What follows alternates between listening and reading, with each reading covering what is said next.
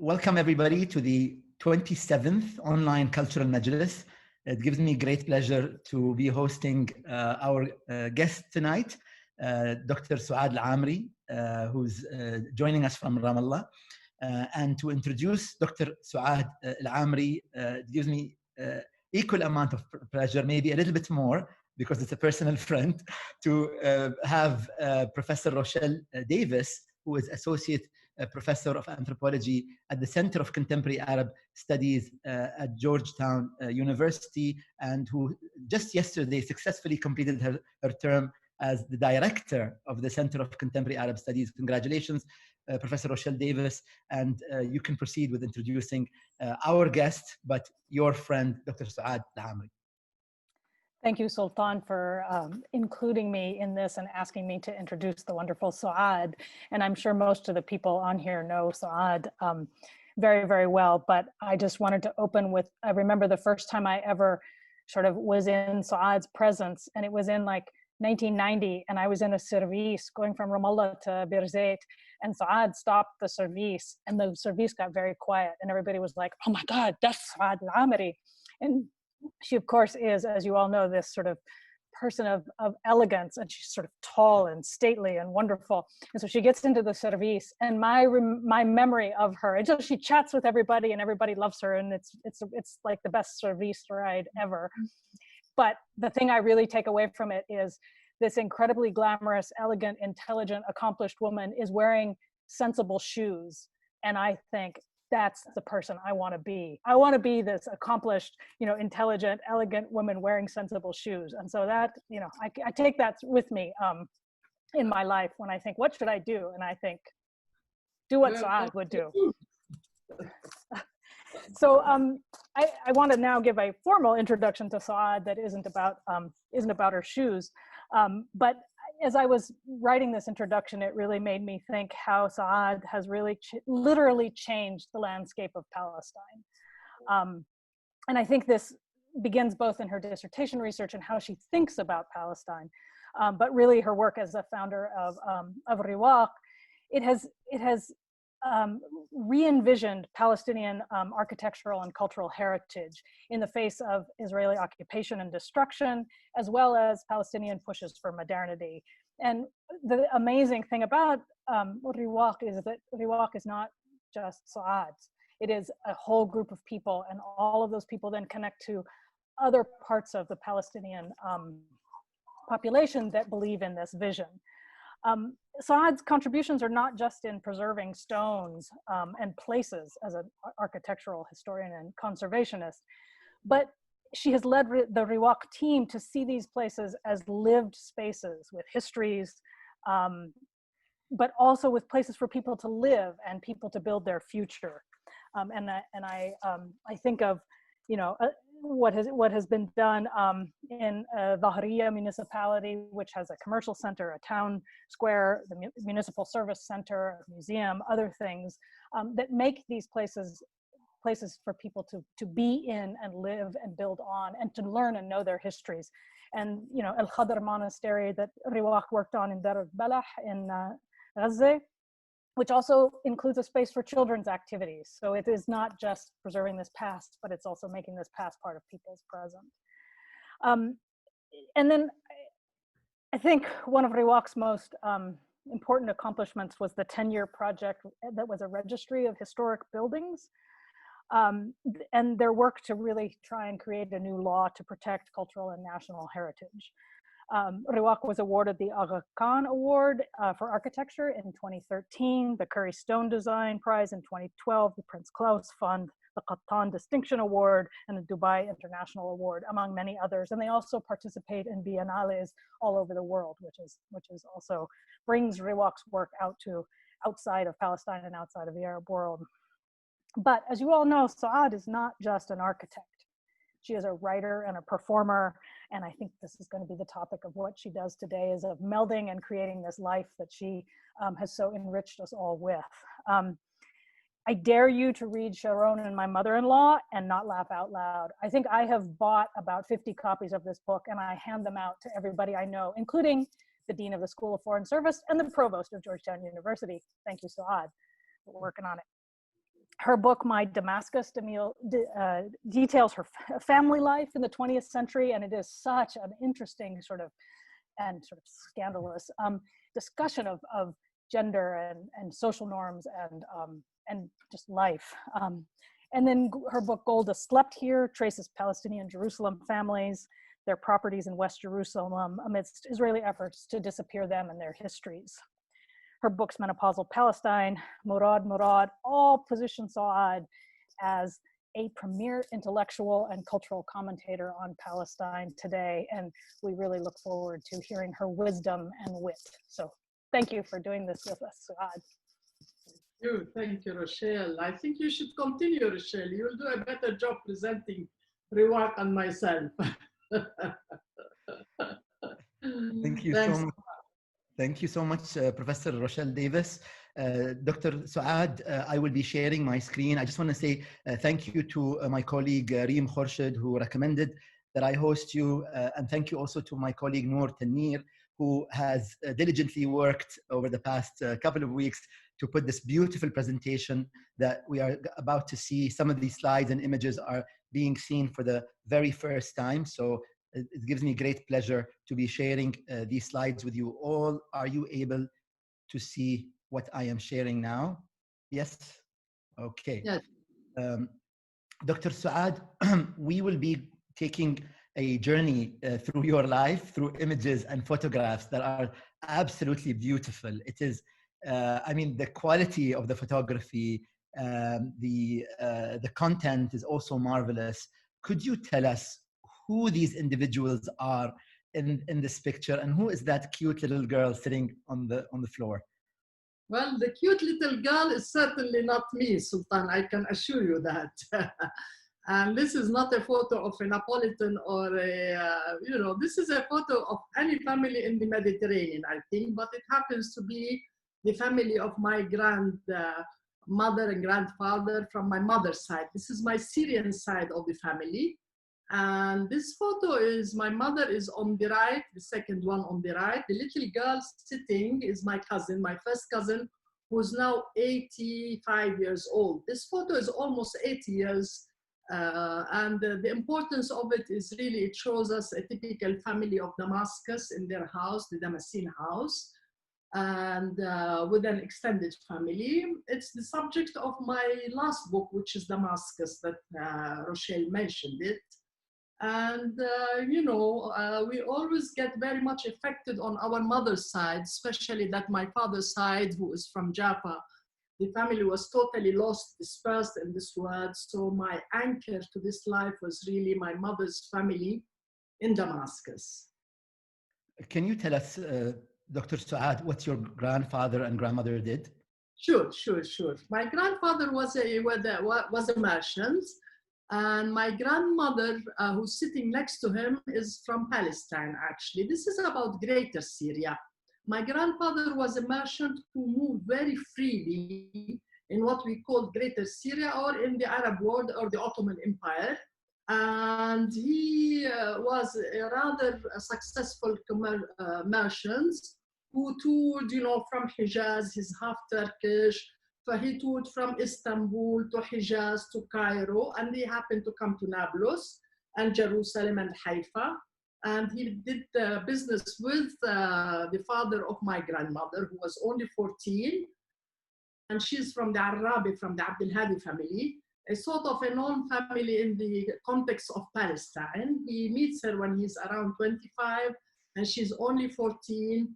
And he takes this little girl into Damascus, and she gets overwhelmed with the family, with his sisters, and being a 14-year-old. She has a tough life, I must say. If you look very closely at these photos, all my aunts and my cousins, you find out that one of them is African American. And I will leave it there for you to read the book Damascus and to discover why is one of my uncles is African American, while my mother has sort of green eyes. And this is the secrets of families, of rich families. So I stopped there because I don't want to spoil the Damascus family, but my mother is there in the family. There is also my aunt Saad, who's sitting to the far left. after whom I was called. She was the person who ruled the family. She was really the patriarch.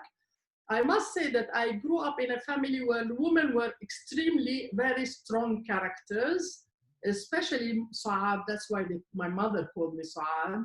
And my mother is no less, you know, sometimes they try to talk about women, Arab women that are poor Arab women. I can assure you that there is nothing more stronger than an Arab woman in dictating the life of families in the Middle East. Thank you, Dr. Saad. And we will be seeing this house a couple of more times at least, but you might as well just take note of the beautiful flooring, the mosaic on the floor, as well as on the wall. This is an immediate family portrait. Is that correct? Tell us who is in the photo. Okay, as I told you, my father is from Jaffa. Unfortunately, this is why we cannot, he had lost his house in Jaffa, so I don't have any photos of my father's house in Jaffa. This is our family. We became refugees in 1948 when 90% of the population of what became Israel was kicked out of their homeland. Our family was one of them. They were married and have 2 kids. You can see my 2 sisters on the side and my brother, and I am the baby of the family with the white fianca. I grew up in Amman, actually. This is the house in Amman, a very modest house. And what I find amazing, I grew up in this street called Mango Street in Amman. Looking back at things, it's an amazing street. It's a street that had all sorts of ethnic groups, all sorts of religions, all sorts of Syrians, Iraqis, Kurds, name it, Sharqa, Syrian, you know. And for me, I related to people on this street as human beings. My parents, of course, I knew my father was from Jaffa. I knew my mother was from Damascus, but I must say I did not have a consciousness of being Palestinian. Perhaps my parents were trying to protect us. They didn't talk much about 1948 except in the general terms. And I was a happy child. I was the baby of the family. And it's nice to be the baby of the family because they sort of, you get a lot of love and attention. But as all families are, my mother was allied with my brother and my father was allied with me. So I was the daughter of my dad.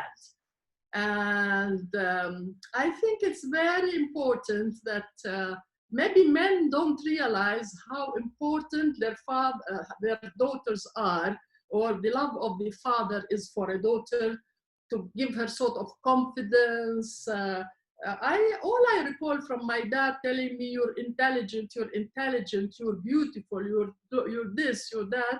And I really, really appreciate that. I always say I am not intelligent at all, but I have the confidence, which is more important than being intelligent. If your family gives you confidence, that's all you need in life. Because there are lots of people who are talented with lots of intelligence, but unfortunately they don't have the confidence. And I think giving love to your children from a father, especially because mothers always give love and attention, but to get your confidence from your father, I think it's a great thing for a child. Dr. Suad, can you tell us what your father did? He's very elegantly dressed. What did he do? Well, my father was a lawyer. He studies law. He studied at the American University of Beirut in the 20s. He went and studied science. But later on, in the case of Palestine, his father died. He was in Jaffa and he inherited a house. And he went to collect the rent from the tenants, who told him, we don't know you. We're not going to give you anything because we have never seen you. And he had to prove to the tenants that he was the heir of this house, which made him being convinced that this world really needs a lawyer. So he went to Jerusalem and studied law in Jerusalem, became a lawyer, but then he worked in the BBC or the PBC, the British broadcasting in Palestine in the mandate period. He was the director of the Arab program. And later on in Jordan, he was working as a Minister of Education, Foreign Affairs, and Ambassador of Cairo. And he, more important than all of this, he's a writer. This is how I think, I never reflected on this, but my dad was a short story writer. He published few books. So maybe I take that from him. Dr. Saad, what about your mom? My mom. Mothers are more important, actually. My mom, I must tell you, she's a Syrian. So when you say Syrian, we all know what it means in the commercial sense. My mother, ever since she was a little kid, my grandfather used to take her to his factory. He had a wood factory and ice factory. She was 5 years old, my mother, when she was doing all the calculation for her father. She really had a business mind from being a child. And my grandfather used to say, your mother is very good in calculation. If she needed money from people, she knew how to calculate. But if she needed to give people the rest, she didn't know how to calculate. So anyway, my mother actually, in 1948, when they went to Jordan, she opened the publishing and the printing house. She was the first businesswoman in Jordan. And it's very cute. Actually, when we were in Jordan, even though my father was sort of known in the official sphere, my mother was the one who went down. You know, she had a printing house in Amman, in the Sale. Whoever knows Amman knows the Sale is the most commercial, popular area. So we were all, by the way, my mother is called RIWAQ, which is after my sister and not after my brother. As you know, in the Arab world, we always call the father and the mother after the son. In our case, no, my father and my mother, especially my father, said it was Arwa who made me a father, so he was called Abu Arwa. All I recall is when we go downtown to Amman, and Amman was a small town at that time, everybody was saying, ah, you are the daughter of Arwa, you are the daughter of Arwa. As we know, at the end, God will be calling us after our mothers, not after our fathers. So they will always, she was actually very popular in the sense that she would go sit at the butcher's, have a talk with him, have a cup of coffee with him. She would go to the vegetable market and she will buy things. Whenever she arrived home, there will be an apple that was bitten, an orange eaten. She tries everything. She was really amazing how she connected with the most simple people in Jordan. And she dedicated her life to her business, which meant that you came home, there was no proper food prepared. I mean, my mother wasn't exactly a housewife, I must say that. Of course, as a little kid, I was getting a little bit irritated that all mothers bake and make jello and make all sorts of things except for my mom. My mom was very happy to make deals with the neighbors who cooked for her. She would come from Damascus having makeup kit, having sweets from Damascus, and she would just go around and give them to the neighbors. So I was really brought up by the neighbors more than my mother, but my mother was a very, very, very strong character, I must say. She feared nothing. And I must have picked up that from her. Dr. Saad, we have a little problem because we're 20 minutes into the talk and we're only into the second slide. No. I can't interrupt you because it's so interesting. But no, what I might do, you know, I warned you that I am a Hakawati and I will just stop. No, I like hearing what you have to say. I just want to acknowledge that we have 40 slides and we're only on the second slide. Just comment. Which is some of the slides we can speak very briefly about. This is a wonderful portrait of your father, who you have spoken about so beautifully. I suppose this is later, maybe in the 1960s or 70s. Yeah, in the 70s. He was 71 when he died, so this is like a year before he died. Okay. So I will continue. There's a beautiful photo here of yourself with your mother in your grandfather's home in Damascus. How important were these trips that you took to Damascus every summer? extremely important. As I told you, Sultan, when I was a little kid, really, because my father's family was dispersed. My aunt went to Gaza, the other aunt, the family was dispersed. Some of them stayed in Jaffa. So when we talked about family, when you mentioned Damascus, for me, Damascus was the anchor of safety, security.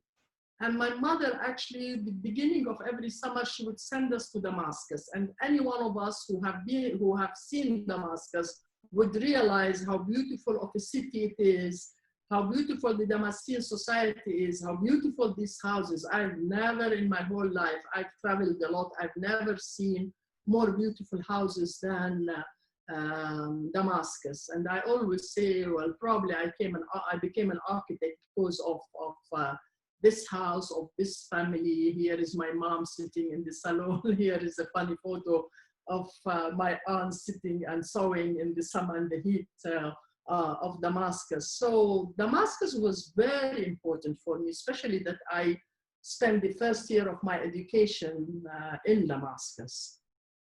Dr. Suad, you spoke about the role of your mother and your father having been an ambassador as well. And this is quite an interesting image that we are viewing now.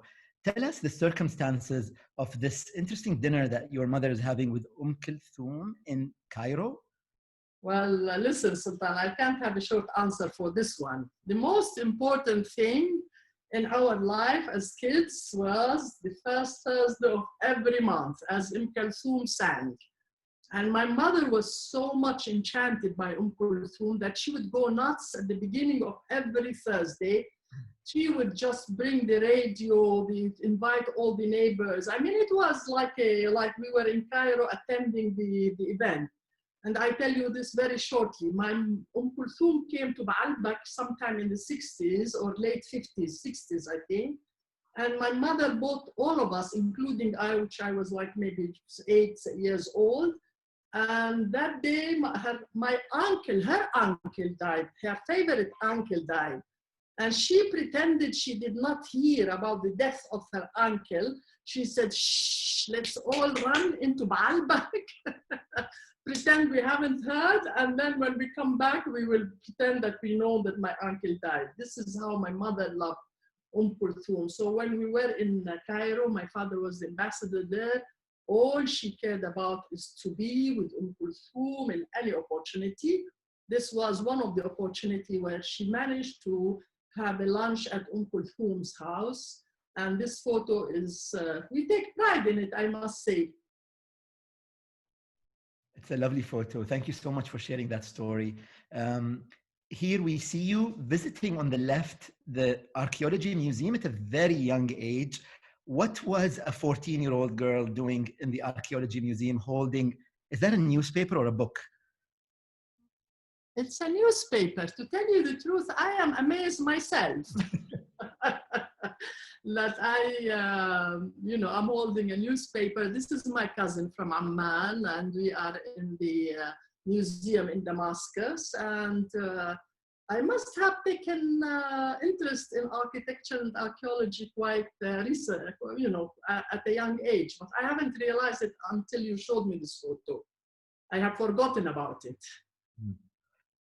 Very well. We won't be speaking about the other images, but I am just stopping for a few seconds so that the audience can have a chance to admire all your lovely outfits and your blouses. So moving on to the next slide. This is a very important period. During the preparations for this talk with Noor, you have spoken so highly of the time that you spent in Lebanon at the university and in Beirut. This is obviously you winning an award here, but I'd like to speak maybe about Lebanon and Beirut in a greater sense and not just the university. Yeah, absolutely, absolutely. Listen, in 1970, until then I was in Jordan, and I was so delighted to get an acceptance. Actually, my father wanted me to stay in Cairo, but anyway, I was delighted to get an acceptance from the American University of Beirut. And believe me, for a Ammani little girl who's 18 years old, I was so excited to get to New York. Let's remember, recall that New York in the 70s was the New York of the Arab world. For me, it's like arriving into New York, arriving into a beautiful campus. At that time, Beirut was also the center of the Arab culture. You meet people, Iraqis and Yemenis, Sudanese, name it, from all over, Syrians from all over the Arab world. Let's also remember that at that time, the PLO was arriving in Lebanon at that period. And when I first arrived, actually, and our ambassador, Layla, was there, she would correct me, but I think it was 70 or 71, there was a strike, and it was the first time. I must say that my Palestinian identity was formed strangely in Lebanon.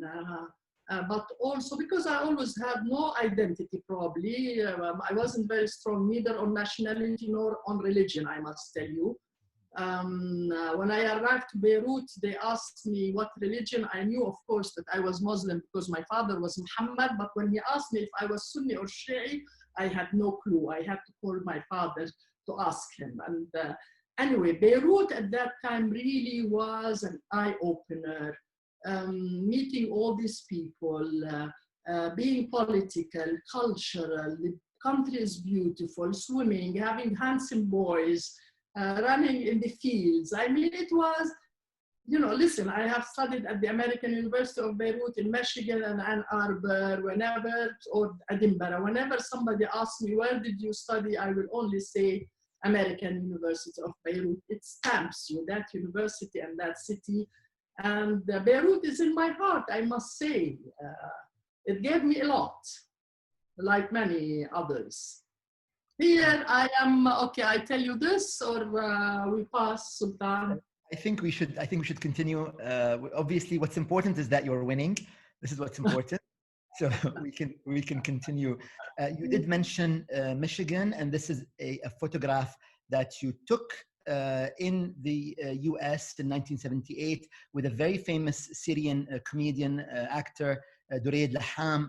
And if I can just say briefly, this is because you were part of a fundraiser program for the Palestinian cause, if I'm not mistaken. Is that correct? Yeah. When I arrived in America, actually, my Palestinian identity was getting more crystallized there.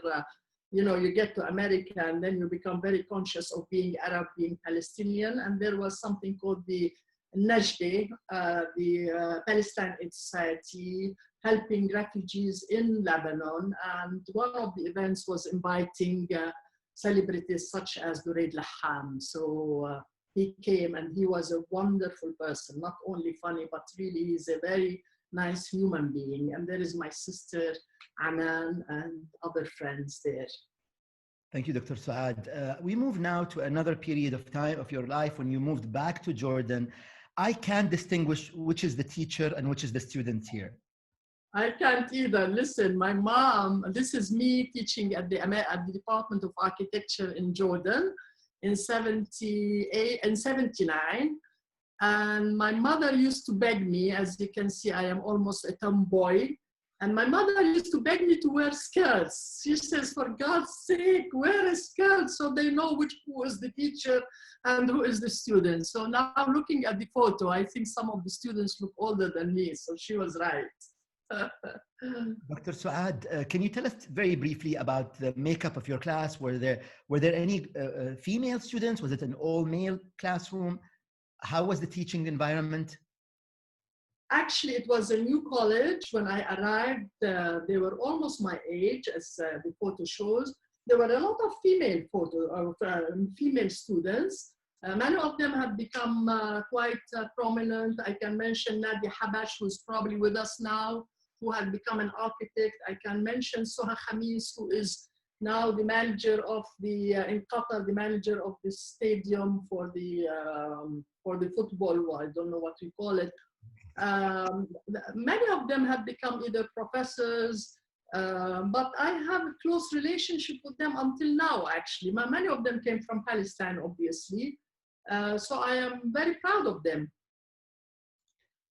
Dr. Suad, we now move to another period of your life. This is a conference in which you spoke with, this is the late 80s, the Intifada had erupted in Palestine. What were you talking about in Belgium here? What was going on here? Well, this is the golden period of Palestine when there was the Intifada in 87, 88, and there was a lot of hope. The Palestinians erupted against the occupation. And I think the whole world was concerned about having a solution, a just solution for the Palestinians. And there were many meetings with the Europeans. Actually, the one on my left, unfortunately, if I'm not mistaken, was Ambassador Layla Shahid. That's where we met, she and I. But this is a time where we met in Europe with the Belgians. This is Simone Susken, trying to convince the world why we are advocating the two-state solution. We knew that the Intifada was the best thing that happened, but the Intifada alone, the uprising alone is not enough if it does not come into political achievements. And the political achievements were at that time hopefully getting a two-state solution. So this is a discussion group that happened in Belgium. Dr. Suad, this leads me to the next image. These are the now almost forgotten Washington peace talks of the early 1990s. Two things are remarkable here. You studied architecture, and yet you are taking part in peace treaty talks. And also the fact that it seems that you are the only woman in this group. Is that correct? That's correct. But let me go a little bit further. There is a very important milestone in my life. As you know, I grew up in Jordan and in Syria and in Lebanon. And I grew away from, I am a diaspora Palestinian, and I grew away from Palestine. But in 1981, I have taken the biggest decision in my life, is to come across the Jordan River and come from Jordan to live in Palestine under occupation. And I remember my mother I was living with her and she was saying, are you crazy? Are you crazy? People run away from living under occupation. And here you are, you want to go and live under occupation. Actually, I haven't decided I want to live under occupation. I had come to Palestine I took a 6 months leave from the University of Jordan. I knew no one in Palestine. Sultan, I booked a hotel room in the YMCA in Jerusalem. And I was thinking, when I was walking in the street, I was thinking of my mom's words. She said, nobody would trust you. They are gonna think you are an Israeli spy. Which single woman goes and lives under occupation? So it was a challenge for me, really, to get the confidence of the people. It's true, I am Palestinian, but I am a foreigner in this place. I can't tell you how strained I felt arriving. So for me, this photo is more about achieving confidence that my mother was always proud. She thought that the people would think that I am a spy, but here I am gaining the confidence of the Palestinian people, of the leadership, and being appointed as a woman negotiator. This is the team under Allah yarhamu, Dr. Haider Abd al-Shafi from Gaza.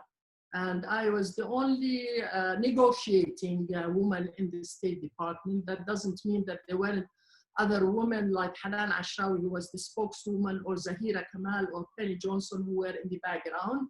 But I was the only woman going and sitting on the table negotiating with the Israelis, if we can call that negotiations, but that's another story. I didn't answer my question about why was it important for someone with a background of yours to be part of this team? Okay, my PhD was about the history of settlements in Palestine, the laws, the land laws, the Britain, starting from the Ottoman, how the old, what kind of categories, land categories. And there was a lot of negotiations, obviously, about the land, about ownership, about masha, about private ownership, because the Israelis, for them, the only way to take away, to grab our land is to claim that it is state land. In reality, state land only was 12%, but the Israelis declared everything state land until proven otherwise. Anyway, I was taken there, I think, because of my background in that field in particular. And maybe because I was a Hakawati, I don't know. Okay. Dr. Suad, before we go into a very important part of your life, which is RIWAQ, I would like to talk about this visit here, this visit to Beirut. You are now at a conference. I think you hadn't been to Beirut for a number of years. There was also some kind of split that happened between some members of the Palestinian government and in Lebanon. So this is an important sort of coming back, not just of the Palestinians, but also of yourself. You're receiving an award here, but you're also visiting the Beirut of your university days. Tell us about this part of your life. Well, as you know, 1982 is an important date in the area where the Israelis invaded Lebanon, yet got into Beirut, and they kicked out the PLO, and all the civil war, the pain of the civil war, the divisions in Lebanon, the position of the Palestinians with some Lebanese pro and against. It was a tough time for everybody. And I recall this visit very clearly because Allah yarhamu, architect Asim Islam was the one who organized this Jerusalem conference. He got us permits all to get to Lebanon. At that time, Mahmoud Darwish, the late Mahmoud Darwish poet, was also there. And I recall very vividly when he wrote a poem for Beirut and, addressing what Beirut meant for him, for the Palestinians, part of our history. It was a very moving. I still get that feeling in my stomach. It's a reconciliation poetry that happened. Meanwhile, this is, in Deir al-Amar, you have to also realize that Lebanon played a very important part in my architectural education. We did Lebanese architecture, so I was very familiar with those kind of architecture. And thanks to Beirut, to Lebanon again, that made me aware of the vernacular architecture that led into doing RIWAQ. So this actually takes us perfectly into our next couple of slides. RIWAQ is one of your greatest accomplishments, one of many accomplishments, but it goes even beyond the individual. It goes into a community, into the country almost, and the history of Bir Zayt and the history of so many villages in Palestine. What led you, and how did this initiative start? It is such a monumental task to be initiated by an individual. I am sure you worked with a team, but what were the seeds of this idea? Well, the seeds of these were the stories that my father used to talk about, the 420 villages that the Israelis destroyed. As a kid, I was in Jordan, and I was always imagining how could the Israelis destroy 420, which turned out to be 500 now. But anyway, I come to Palestine and I start going around, getting familiar with the place, and I get enchanted. I must tell you, at that time in 1981, Palestine was still beautiful. The landscape, the villages, the historic Palestine, Jaffa, Haifa, Akka. I fell in love with the place. And these 400 villages were still in my brains, I suppose. And we did something called the National Register of Historic Building that Rochelle mentioned. And to my biggest surprise, I find out that we have 420 villages in the West Bank and Gaza, which means we have the responsibility of protecting 50% of what remained. And that's how the idea became. I must say that being in Italy, having seen the possibility of what one can do in historic buildings, I found out that in Palestine we have a treasure. Who does not, when you say the word Palestine, actually the cultural heritage in Palestine does not belong only to the Palestinians, but it's a universal architecture, and not only the Dome of the Rock or the Holy Sepulchre or the holy places. We have a treasure here. The National Register showed us that we have 50,320 buildings that need to be restored. And I take pride, I must say, it's not very often that I take pride in things, because things happened very accidentally in my life. But in RIWAQ, I think that I am very lucky that I worked with people who are very dedicated, a wonderful team who saw the value. And I think one thing we managed to do is change the concept of conservation, because when you say conservation, people think it's doing something for the rich, or people think of gentrification. We are not doing neither museums nor gentrification. We are trying to preserve those places for the people who live there. And I think we have created something called conservation job creation. The most important thing for RIWAQ is to create jobs for the Palestinians who are deprived from having a proper economy or working in Israel or in settlements. We are proud to say that we have something called the 50 Village Project. It's all about providing social spaces, as you see in here, providing jobs for the local community. It's a very much alive space. So as you said, it is not a museum that looks, it's a place that is bustling with young people, visitors, tourists, as well as people from Palestine as well. And you also took part in organized art biennials and many cultural events. So these are just some images. We also showed earlier for the audience the before and after restoration images, and here you are with the Prime Minister then, Salam Fayyad. This is a visit you organized to Beirut with, I think, some members of RIWAQ, if I am not mistaken, bringing your two sort of great loves together, education as well here. Moving on, all that work and dedication led to this grand moment. And I didn't tell you this when we were preparing. I was in the audience. I saw you receive this prize. Oh, yes, I never told you that, but I was there. So I would like to take a moment to thank Dr. Farouk, who is with us from the Aga Khan Foundation. Thanks to him, really. Farouk, you played a great deal. He has always been he has an eye to discover that there is a little organization in Palestine. It takes people like him to have, we always work not knowing, you know, we just put our love into things like this, but to have someone sitting in Geneva recognizing us, and the Aga Khan himself, I mean, it's, we were very, it's one of the happiest moments in my life, that recognition, Farouk. Thank you so much. Farouk is with us. He is muted, but I am sure he is nodding in agreement. Okay, moving on, Dr. Saad.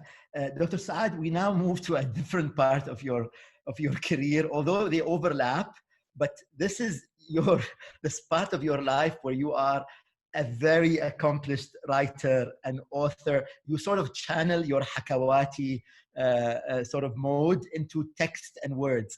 Tell us about Suad Amiry, the author here. As your title of your presentation said, the architect who became a writer by pure accident. Is very true. You know, when I was at school, I didn't, the last thing I thought I would ever be is a writer. I thought I would be a landscape architect, a naturalist, an agriculturist, name it, a Hakawati, a lawyer, everything but not a writer. The main thing is I never realized that the Hakawati, actually, I always thought that writing is about putting sentences one next to the other. I never realized that the writing is about a hikaya, Hakawati. And it just happened that with Sharon and my mother-in-law, that I was at home with my mother-in-law, who was 92 years old during the Israeli invasion of Ramallah, and I found myself at home with a 91-old mother-in-law inside the house and the Israeli army outside the house, and they both drove me crazy. What can I say? And as a result, I started just writing short stories, emails, actually sending them to friends around, you know, 5 or 6, saying, please do not share it. And one of them, Luisa Morgantini, who was was European Union. Anyway, a friend just picked them up and sent them to a publisher. And I am lucky. I happen to have an important person, Alberto Rollo, in my life, who saw a possibility of a writer in me, and he simply encouraged me. And then I ended up writing, you know, other books, Menopausal Palestine, Murad, and what have you. Dr. Saad, before we move to the next book cover, I just want to talk about these book covers here. Anything you want to comment? Because they're quite artistic. Do you have a hand in this? Well, I have a veto. I must tell you, especially if my publisher is listening to me. Being an architect, I always tell them, the only thing I want you to, you cannot have a cover without me intervening. You have to get my okay for the cover. Why? Because in one of my books, and I'm glad it's not here, they just had a woman, you know, a veiled woman. I have nothing against veiled women, but it had absolutely nothing to do with the book itself. And I just felt that it was like a way of marketing, a very Orientalist attitude towards whatever. It had no relevance. So from that point of view, I told them, listen, please, whenever you don't have the right anyway, unless I give you the okay. So that's what happens. I do have a say in it, even though some of it, like my Damascus here, is a bit too busy, but anyway. Very good. We have a comment from Mr. Khaldoun Bshara, who says the wonderful book about West Jerusalem, Palestinian mansions, gold that slept here is missing. I'd like to tell him it's not missing. It's in fact dedicated an entire slide to that book. Dr. Saad. I'm glad that I'm defending in the audience, Sultan. Hi, Khaldoun. Thank you. I mean, we don't want to talk too much about the book because people should buy it, but maybe just briefly tell us about what inspired the story. Well, what we're looking at actually is the house of George Psharat, a friend of mine, a lawyer from Jerusalem originally, who has been kicked with his family has been kicked out from this house. That became actually the house of Golda Meir, the ex-minister of Israel, as we know. This is the neighborhood of Talbiyah, Ba'al, many of the beautiful Arab neighborhoods in West Jerusalem. All the villas were distributed regularly to Israeli politicians. And this happens to be Villa Harun al-Rashid. If you look closely, what Golda Meir did, there are tiles on top of the picture that said Villa Harun al-Rashid in Armenian. There is an Armenian pottery, but the writing in Arabic. And what Golda Meir did is she sandblasted the world, and you can hardly read the Arabic in it. So the book really talks about the Arab houses. How does it feel for a Palestinian who is in East Jerusalem, whose house have been confiscated in West Jerusalem? You are only 2 kilometers away from your home to go there and find an Israeli family. And this book is, I have accompanied some friends whose houses are in West Jerusalem, and we had this encounter with the Israelis family who are living in the house.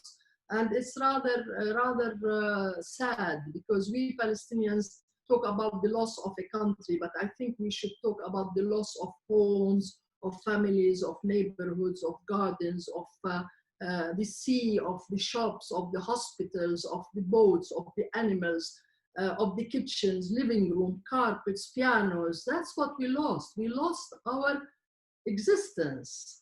And I think this book deals with this, losing your photo album, losing your neighborhood, your neighbors. So that's what the book is all about. Thank you, Dr. Saad. We really could spend an entire hour talking about this book specifically, but I'd like to move on now into an element that I discovered through the many hours we spent with you preparing for this talk. And again, thanks to Noor Tanir, my colleague, that you have a special love for Italy. Here you are being given an award, but we will see a number of slides showing, you in Italy and a relationship that you have with that country. And I think you tie it to the fact that it's a Mediterranean country and there's some kind of similar cultures maybe between Palestine and greater Syria and Italy? I'm not sure. But well, Italy, if Salim wants to be jealous from anybody, my husband, he should be jealous from Italy, actually. It's the greatest love story that I ever had in my life. It started very early. I started when I was 19 years old, studying architecture at the American University of Beirut. I came to Italy to look at the buildings, the paintings, the painters. And, you know, I get to Rome and I go to Florence and I just sit there and decide, come on, Saad, you're Italian. I am sure I am Italian. I was convinced that I am Italian. I never felt home like that place. And it felt home for me from very early time, the beauty, the nature, the architecture, art, food, the art of doing nothing. You know, only Italians have this talent of, maybe all of us discovered it in the Corona shutdown, but the Italians have discovered the art of doing nothing, which is not an easy thing actually. But at the same time, they're very, very creative. Of course, they criticize their society all the time, but I think God was not fair. He gave them way too much. You know, why do we need to abide ourselves to where we're born, to the family, to the country? I just decided I am Italian. But as we said, you know, I feel comfortable. I always tell my Neapolitan friends, unfortunately, I cannot be in Jaffa. That's my natural habitat. But as a result, I can be feeling at home in Napoli. The closest that I can get to Jaffa is really Napoli. And maybe if the Palestinian society was not dismantled and, you know, blown away the way it was in 1948, maybe we could have been another Italy. So I find myself comfortable there. Here are my Italian friends, my lovely Italian friends in Palermo and also in Rome. And I must say that also the Italians love me back. I always loved them. And with my book being published, I must tell you that my books get published first in Italian, before Arabic, before English, before any other language. And here I am, I walk in the street and I find my poster in Italy. So I take a photo of myself next to my poster. But really, I am best sold and loved in Italy. So I always feel that love for Italy was reciprocated from the Italians. Dr. Saad, there were so many beautiful images, but we couldn't stop at each one. One of them featured Ambassador Layla Shahid, some of your friends, and the museums you visited. I just want to say that you also commented when we were speaking about you had an event and a book launch, and it took place in a museum, something that would not be common in other countries, maybe in the world, to take over the museum to launch a book.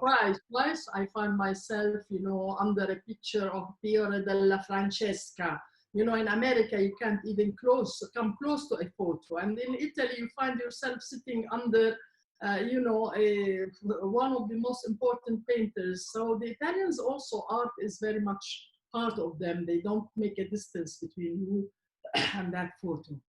Dr. Suad, now I would like to proceed to another part of your life, the New York years. Between 2013 and 17, you and your husband were both teaching, I believe, at Columbia University. Tell us about the New York years.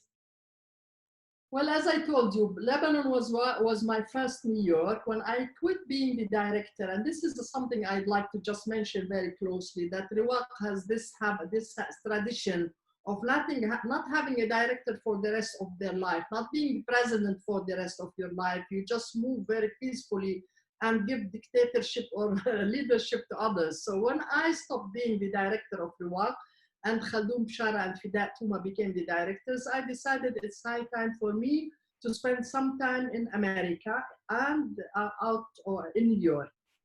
I did some work. I didn't teach all the time. I taught one term at the Department of Architecture at Columbia University with Salim on a course on Jerusalem. But this was really a very amazing year for me, being in New York, being exposed to all of, the art and the music and the opera, and name it. I mean, uh, America is famous for the 99% and the 1%. The 99% in America happens in New York. I hope Rochelle doesn't get upset with me being in Washington, D.C., but I decided if I'm gonna be in America, I might as well be in New York. Thanks to the city, I learned a lot. The first year of my life was discovering New York. I used to talk to New Yorkers, my friends, and say, send me to a place, whatever it is. Someone would send me to a Central Park. Another one would send me to a little restaurant somewhere. The other person would send me to a homeless area. I mean, it was a great experience. I am very thankful to it, but I am also happy that I left at the right moment because Trump was elected that year. Okay, thank you, Dr. Saad. We move on now to this lovely image of you and your husband. We really didn't spend too much time talking about Professor Salim Tamari, whose computer we are currently using. I believe we are using his laptop. So thank you, Professor Salim. But maybe a few words about Professor Salim and the trips that you took here in Holland and elsewhere. Sure. I must tell you something. When I came to Palestine, I didn't know anybody. And I must say that it was very difficult for me to enter that society. The Palestinian society in the West Bank, I don't have experience in Gaza, was sort of closed. It was like groups of people. You can't be part of that clique. And the only smiling face I found in my life, the first day I got to visit actually, was Salim Tamari, who was very helpful and very smiley and very generous. And so he got me. So I always say I married two things. I married Palestine and Salim. And this is actually lately in the Corona. We were stuck for 3-4 weeks and we decided to run away. So we ran and walked in the Jordan Valley. The Qilt Valley. An image from the past few weeks. So it's nice to see that you are active and going about. I would like to draw the attention of the listeners, with 180 people here, to the first images we showed at the very beginning. We showed the images of the house in Damascus that belonged to the grandfather of Dr. Suad Amiry. There was a few images there. I want to show you this next image of what it looks like today. Tell us about what's happening here. Are these all your family members? I wish.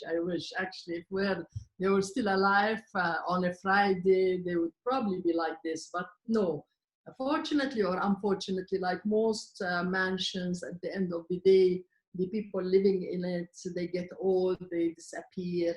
And one of my cousins changed this place and became the Jabri restaurant. And actually, I was born in this room that on the right-hand side, you can see it. So it's a restaurant now. I'm glad it still exists because it was deserted for 10 years. And I'm happy to see that one of my cousins managed to keep it at least. Unfortunately, not the house, not anymore, but it's still living. And as architects, we all know that functions change for spaces, and this is what we do in RIWAQ. We take homes, they become schools, they become, so it's part of the life of an old building. Dr. Saad, we're coming to the very last slide before we end the talk. What is this writing in Italian? What's going on here?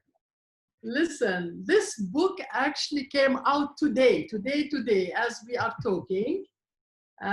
This book is about Jaffa. I wrote Damascus for my mother, and I wrote this book for my dad. It's not a family story.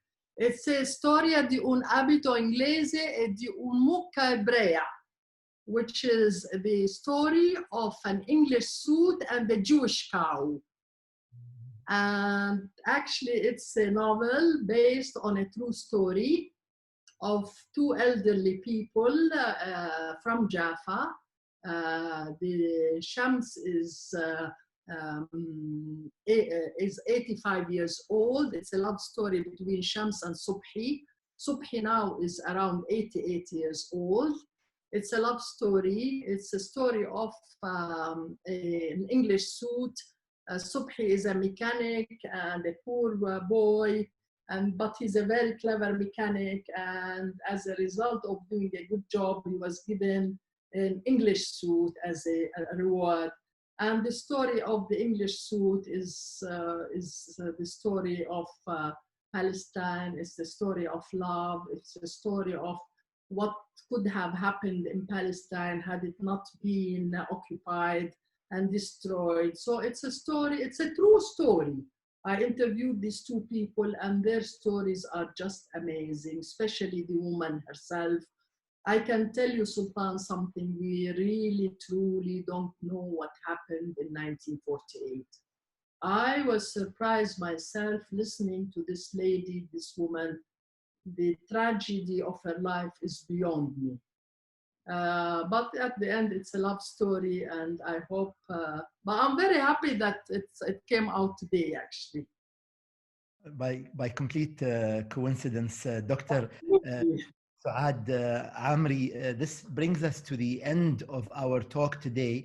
A few things I want to say before we close is we've had an overwhelming response. There's 180 people here.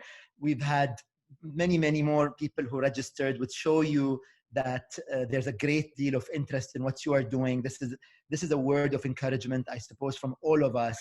We've been joined by some of the greatest minds and the greatest characters in our world. Of course, Dr. Farouk Darkhshani from the Aga Khan program. We have Khaldoon Bishara. We have, I mean, so many people here. The Tamaris, Ambassador Leila Shahid. I feel like if I mention names, I will be amiss because there's so many wonderful people who are here that I did not include. People are sending you regards and congratulations on the chat. Many questions as well, which I will be saving and sending to you in an email with the recording, Dr. Suad. I want to say thank you to my colleague Noor Tanir, who put that beautiful presentation together. She did all the work. I was merely watching as she and Dr. Saad were working their magic. And of course, thank you, Dr. Saad, for everything you do on behalf of all of us. Inshallah, we host you once again because you are one of the most inspirational people I had the honor of speaking with and meeting even virtually. I was telling Noor that you are the coolest person I met in 2020. Sultan, I want to thank you. You really, what you're doing, Sultan, is amazing. I am very happy. I've heard a lot about you, a lot about what you do, and really, I'm very happy to be on your program. I thank everybody who is here, and I am really sorry that I am a Hakawati and I missed on many questions. I apologize. I always do this mistake. I never learn. I hope in the coming 10 years I may learn something, but it doesn't look like it. Thank you, Dr. Saad. Thank you for everything, everybody. See you guys in a few days. Thank you so much. All the best and good day and good night, wherever you are. Thank you. Thank you so much. Bye-bye.